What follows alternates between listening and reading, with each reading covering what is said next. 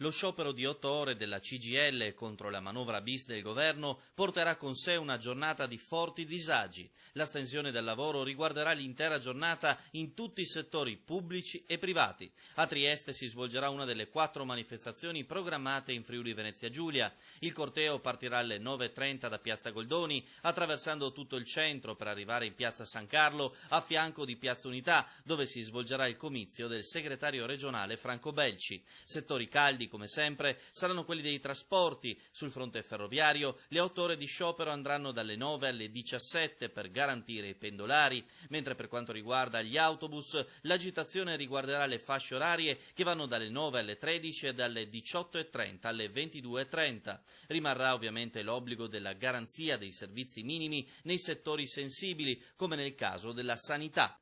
Il segretario della CGIL regionale ribadirà la controproposta di manovra presentata dalla CGIL al governo, che comprende un piano strutturale di lotta all'evasione, un'imposta sulle grandi ricchezze e sui grandi immobili, un contributo di solidarietà sopra i 90.000 euro su tutti i redditi e non solo su quelli da lavoro dipendente, lo spostamento dei fondi per le grandi opere su progetti immediatamente cantierabili e una riduzione dei costi della politica. Lo sciopero di domani riguarderà anche gli aderenti all'Unione Sindacale di Base, un'agitazione che si differenzia da quella della CGIL perché, ha spiegato De Rosa del direttivo, è stata indetta contro il patto sociale e l'attacco ai diritti dei lavoratori che la stessa CGIL ha avallato con l'accordo del 28 giugno.